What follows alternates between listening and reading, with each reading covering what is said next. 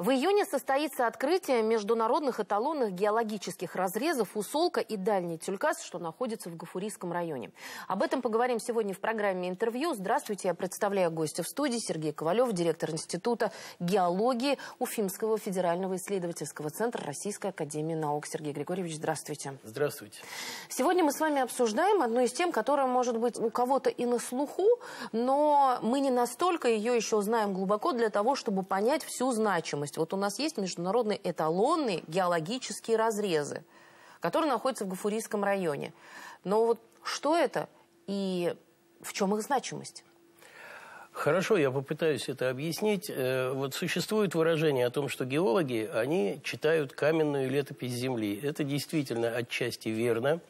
Но я должен оговориться. Время для геологов, оно немножко другое, чем для обычных обывателей. Во-первых, мы оперируем сотнями и миллионами лет, ну и миллиардами тоже. И, во-вторых, время для нас – это вещество. То есть мы, изучая историю развития Земли, изучаем горные породы. Значит, в процессе изучения, очень длительный период времени, вся вот эта вот верхняя оболочка Земли, которая называется литосфера, была, значит, задокументирована и в виде стратиграфической шкалы отдельными кусочками, условными обозначениями представлена на вот этой шкале. То есть все время, все породы были сконцентрированы на рисунке, который называется международная стратиграфическая шкала. Каждый период времени там представлен горными породами. Развитие науки шло дальше, значит, и в дальнейшем начали уточнять вот эти вот интервалы. Все геологическое время, повторяюсь, было представлено на этой шкале.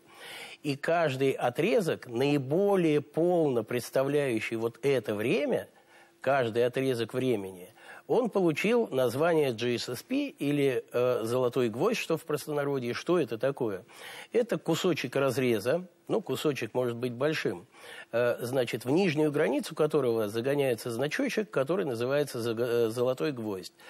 И этот период времени, представленный этими породами, и является мировым эталоном для всего мира, понимаете?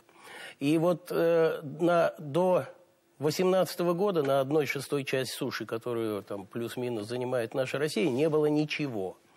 И вот первый золотой гвоздь Российской Федерации появился у нас на территории Республики Башкирия, это разрез Усолка.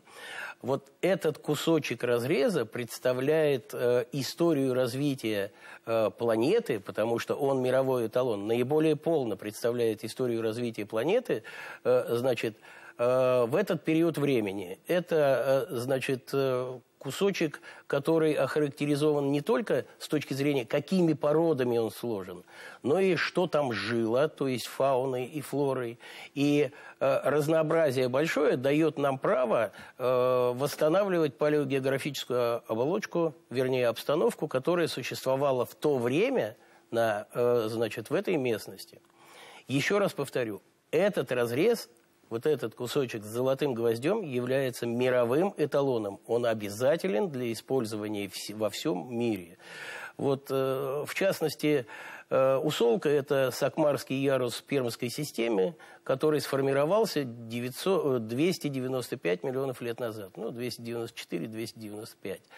Второй разрез, Дальний Тюлькас, значит, представляет Артинский ярус, который сформировался 290 миллионов лет назад. То есть и они, вот два этих яруса, по сути дела, описывают историю развития планеты, наиболее полно подчеркиваю, на территории, значит, Республики Башкортостан. То есть это вот именно эти разрезы, вот вы говорите, конечно, кусочки, но вот размер этого кусочка?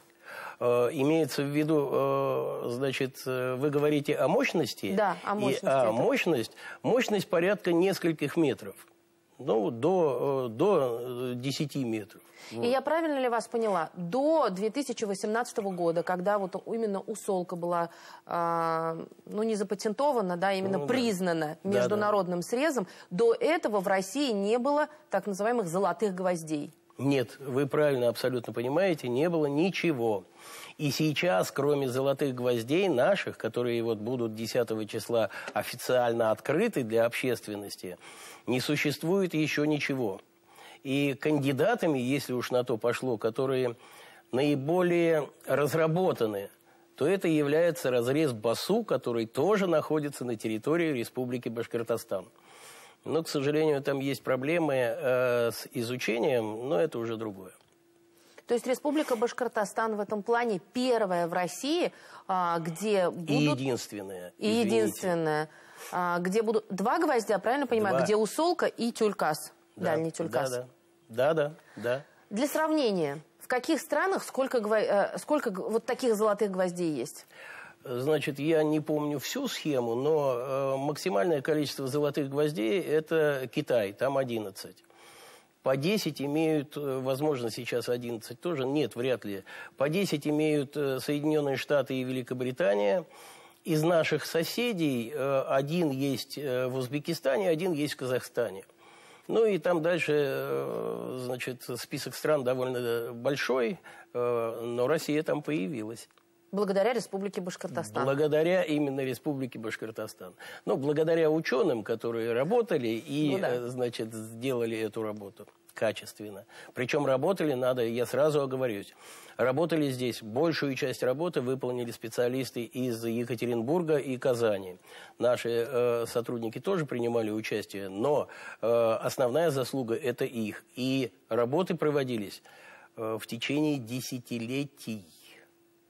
То есть это не за год они сделали такое открытие, а 10 лет, как минимум, да какой больше, там и 15, а возможно и больше, для того, чтобы полностью изучить эти разрезы и для того, чтобы вот добиться такого статуса. Почему золотые гвозди именно? Почему именно такое понятие? Было принято международной общественностью это, и вбивается этот золотой гвоздь, так называемый, в кавычках, значит, именно в нижнюю границу этого слоя. Это как начало истории. Да. То есть следующий золотой гвоздь вбивается в нижнюю границу перекрывающего слоя.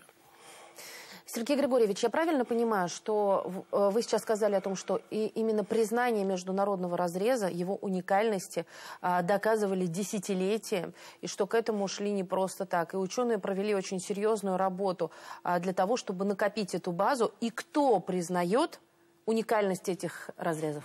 Ну, начну с конца, признают все.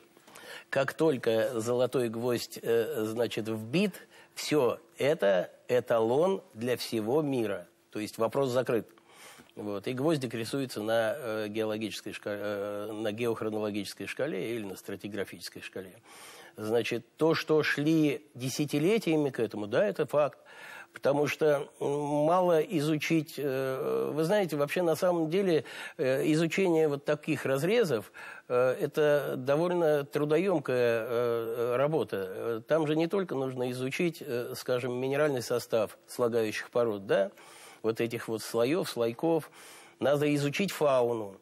То есть канодонты, острокоды, то есть все, что там есть, должно быть изучено. Причем изучено и степень измененности их, то есть как эти формы меняются с течением времени. Должны быть материалы все опубликованы в серьезных изданиях. Мировая общественность должна прочитать, признать. Обязательно существуют конкуренты. Скажем, почему, значит, наши разрезы, ну, не все наши разрезы добились этого. Потому что, скажем, в Китае к этому относятся очень серьезно. Почему у них очень, значит, много золотых гвоздей? Потому что вы уж извините за такую фразу, за каждым китайским ученым стоит мощь всего государства. Там отношение к этому совершенно другое. Я не хочу сказать, что у нас плохое, но оно совершенно другое. Они относятся к этому совершенно по-другому. В интернете можно найти, значит, видеоролики, которые говорят о том, как они проводят это мероприятие. И я думаю, в этом году по решению Ради Фаридши наше мероприятие будет ничем не хуже, значит, китайских по масштабности и по красоте этого события. Означает ли это... А вот что даст появления золотых гвоздей? Очень хороший вопрос. Значит, на территории, ну, это международное признание, понимаете, на территории республики единственной есть эталоны. Вот для того, чтобы понимать значение эталона в геологии, надо заниматься геологией.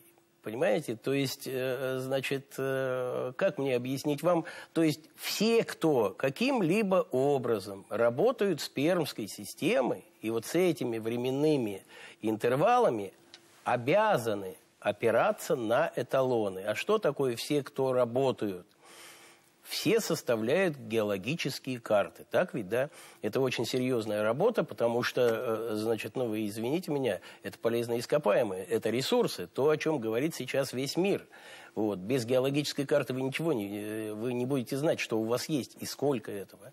Так вот, любая рисовка этой геологической карты в обязательном порядке, если там есть Пермская система и Артинские или Сакмарские ярусы, они обязаны исходить из эталонов, которые расположены на территории нашей республики. То есть наиболее полные разрезы, то есть они свои разрезы обязаны сравнивать, подчеркиваю, обязаны сравнивать с эталоном. Ну и один из моментов, я правильно понимаю, что это еще и привлечет туристов к нам?